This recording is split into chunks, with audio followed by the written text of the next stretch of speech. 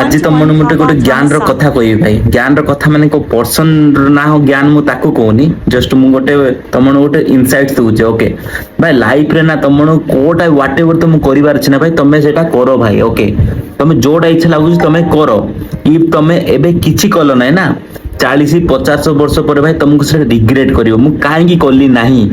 ଯଦି ତମକୁ କଣ ବିଜନେସ କରିବାକୁ ଚିନ୍ତା ଅଛି ତ କରିଦିଅ, ଏବେ ଏଜ ଅଛି କରିଦିଅ। ଯଦି ତମକୁ ଭିଡିଓ ବନେଇବାକୁ ଇଚ୍ଛା ହଉଛି ବନେଇ ଦିଅ ଭାଇ। ଯେମିତି ମୋ ଏକ୍ସାମ୍ପଲ ଭାଇ, ମତେ ଭାଇ ଯୋଉଟା ଇଚ୍ଛା ଲାଗେ ମୁଁ କରିଦିଏ। ଯେମିତି ମୁଁ ଲିପସିଂ ଇଚ୍ଛା ଲାଗେ କରିଦିଏ, ମତେ ଭଲ ସଙ୍ଗ ଇଚ୍ଛା ଲାଗିଲା, ମତେ ଲିପସିଂ କଲା ଭଳିଆ ଫିଲ୍ ହେଲା କରିଦିଏ। ମତେ କିଛି ଭିଡିଓ ବନେଇବାର ଅଛି ବନେଇ ଦିଏ। ଲୋକମାନେ ସବୁଠୁ ବଡ ଭୁଲ ଏଇଟା ଯେ ଲୋକମାନେ କଣ ଭାବିବେ ସେଟା ଭାବିକରି ଲୋକମାନେ କିଛି କରନ୍ତି ନାହିଁ। ବାକି ଏଇଟା ବେକାର କଥା ଭାଇ, ଲୋକମାନେ ତମ କଥା କେବେ ଭାବନ୍ତି ହିଁ ନାହିଁ। ହଁ ଗୋଟେ ଭିଡିଓ ଦେଖିଦେଲେ ହଁ ମଜାକ ଉଡେଇ ଦେବି ଏଇଟା କରିଦେବେ, କାହାକୁ ଘଣ୍ଟା ଫରକ ପଡୁନି ତମେ ତମ ଲାଇଫରେ କଣ କରୁଛ, ବୁଝିଲ। କଣ ବି ତମେ କର ତମକୁ ତାଙ୍କ ଘଣ୍ଟା ଫରକ ପଡିବନି ଭାଇ। ଭାଇ ତମେ ଯଦି ଏବେ ତମେ ଯଦି କିଛି କଲ ନାହିଁ ନା, ତ ପରେ ତମକୁ ବହୁତ ରିଗ୍ରେଟ ହବ। ମୁଁ ବହୁତ ଜଣଙ୍କୁ ଏମିତି ଦେଖିଛି ଭାଇ, ଯିଏକି ଭିଡିଓ ବନେଇବାକୁ ତାଙ୍କେ କୋସିସ କରନ୍ତି, ଟ୍ରାଏ କରନ୍ତି, ବଟ୍ ଲୋକମାନେ କଣ କହିଦେବେ ସେଟା ପାଇଁ ଲାଜରେ କିଛି ବନାନ୍ତି ନାହିଁ। ମୁଁ ଏଇଟା ଏକ୍ସାମ୍ପଲ ଦଉଛି ଭିଡିଓରେ, ତମେ ୱାଟ ଏଭର ତମ ଲାଇଫରେ କଣ କରୁଥିବ ତମ ଉପରେ ଡିପେଣ୍ଡ କରେ ସେଇଟା। ଓକେ, ଆଉ ଗୋଟେ କଥା ଏଇଟା କି ଭାଇ ଲୋକମାନେ ତ ଛାଡ, ଯୋଉଟା ଭାବିଲେ ଭାବିବେ, ପରେ ତମେ ରିଗ୍ରେଟ ବି କରିବ।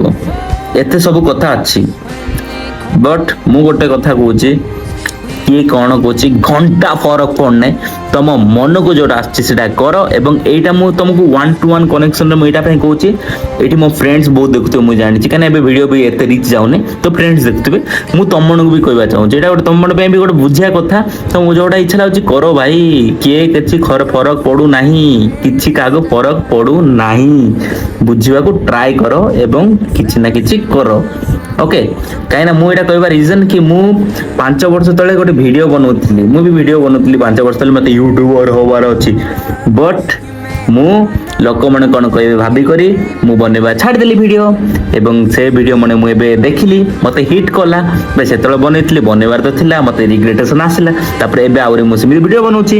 ବାକି କଥା ରହିଲା ଏଇଟା ନା କି ଭାଇ କାହିଁକି ଛାଡ଼ିଲି ମୁଁ ହିଁ, ଏଇଟା ରିଗ୍ରେଟେସନ ଭାଇ, ଯୋଉଟା କି ମତେ ଏବେ ହଉଛି, ଫିଲିଙ୍ଗସ୍ ଏବେ ସେଟା ଆସୁଛି, ସେଟା ବି ମୁଁ ତମମାନଙ୍କୁ କହୁଛି। ଜାଣିଛି ଭିଡିଓ ରିଚ୍ ଆସିବନି, ଫିର ବି ମୁଁ କହୁଛି, କାହିଁକିନା ମୁଁ କିଛି ଦିନ ପରେ ଏଇଟା ଦେଖିଲେ ମତେ ଯେମିତି ମୁଁ ମୋଟିଭେଟ, ନିଜକୁ ମୋଟିଭେଟ ଆସିବ କି ଭାଇ ମୁଁ କହୁଛି ତ ହଁ ସତ କଥା ଏଇଟା।